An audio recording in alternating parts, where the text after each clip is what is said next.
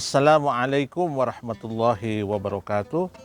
Sahabat Renstra, renungan seputar Ramadan di mana saja berada. Alhamdulillah kita semua masih diberikan kesehatan oleh Allah Subhanahu wa taala.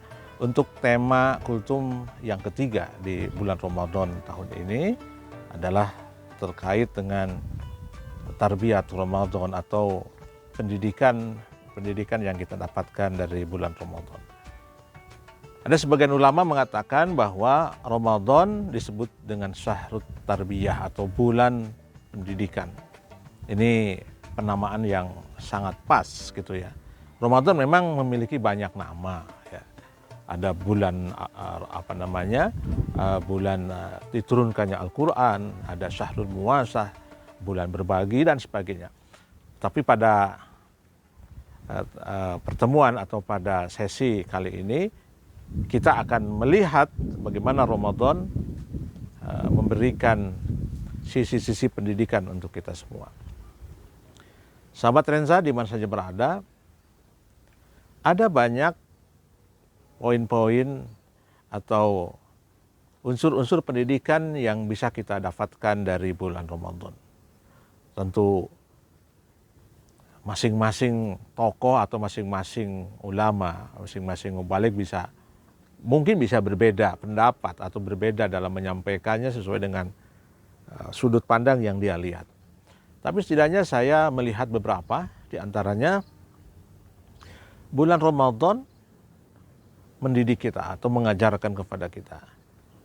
Karena saya memahami bahwa pendidikan itu adalah satu proses dan satu kebiasaan tentu kebiasaan baik yang dilakukan oleh seseorang.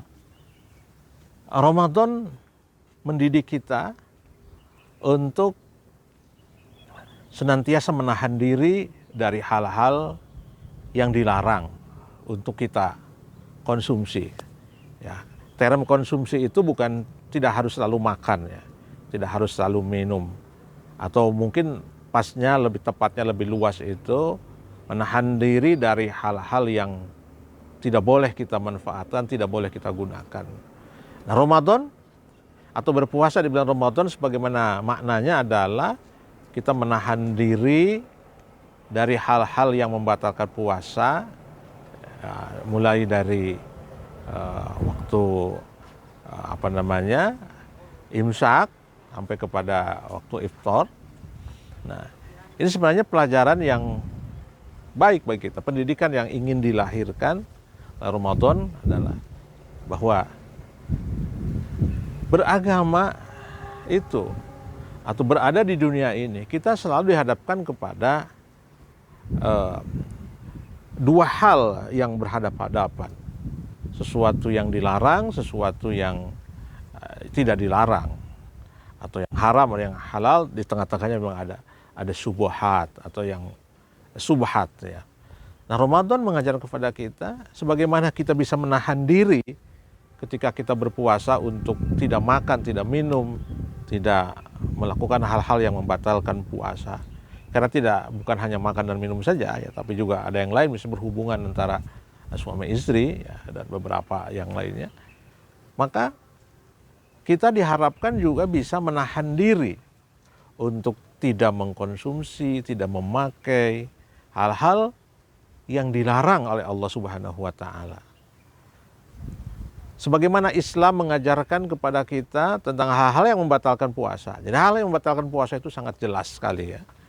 Begitu pula Al-Quran dan Al-Hadis ditambah dengan aqwalul ulama, penafsiran ulama, begitu gamblang menjelaskan kepada kita mana hal-hal yang bisa kita ambil, mana hal-hal yang bisa kita lakukan, dan mana hal-hal yang tidak bisa kita ambil, mana hal-hal yang tidak bisa kita lakukan. Begitu jelas Al-Quran dan Al-Hadis menjelaskan tentang dua kutub ini. Maka Ramadan mengajarkan kepada kita sekali lagi sebagaimana kita bisa melewati Ramadan atau melewati hal-hal yang membatalkan di bulan Ramadan, kita lalui selama 1 bulan sebagaimana kebiasaan di bulan-bulan Ramadan sebelumnya. Maka kita harapkan kita juga sudah terbiasa untuk itu. Itu satu sisi pembelajaran pendidikan yang diberikan oleh Ramadan kepada kita. Yang kedua, sahabat Rensra yang saya muliakan, Ramadan juga mengajarkan kepada kita, mendidik kita agar senantiasa dapat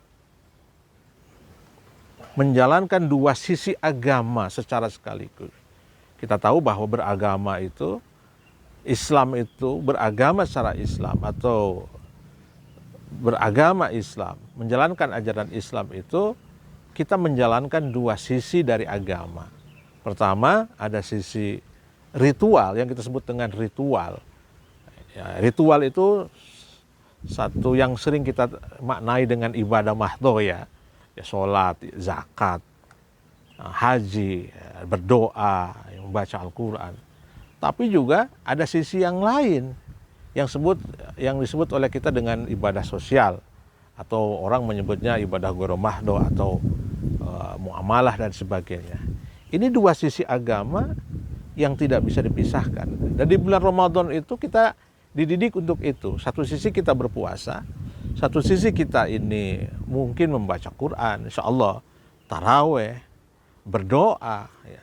Tapi di sisi yang lain juga kita di bulan Ramadan itu diberikan atau dididik untuk berbagi melalui zakat, infak sedekah, untuk berbagi iftar gitu ya, berbagi kepada sesama, kita memberikan kelebihan harta kita kepada orang yang membutuhkan.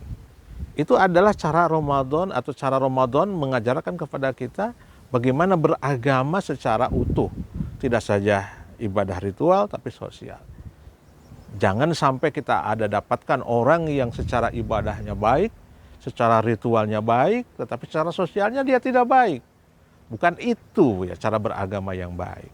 Ada satu riwayat yang sangat penting ya, mengabarkan tentang itu ketika ada seseorang mendatangi kepada Rasul, seorang ibu-ibu membawa putrinya dan mengadukan suaminya yang tidak mau mencari nafkah karena dia terlalu rajin berada di masjid.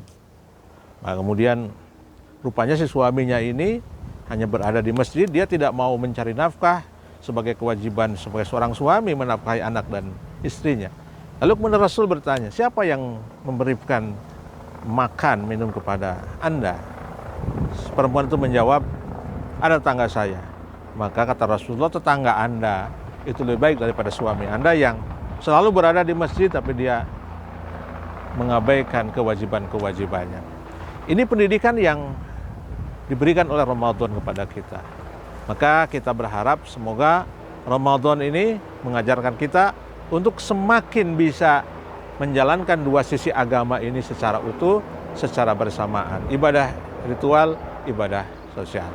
Jadi ada dua sisi pendidikan yang saya sampaikan pada pertemuan atau pada sesi kultum. Mudah-mudahan ada manfaatnya. Wassalamualaikum warahmatullahi wabarakatuh.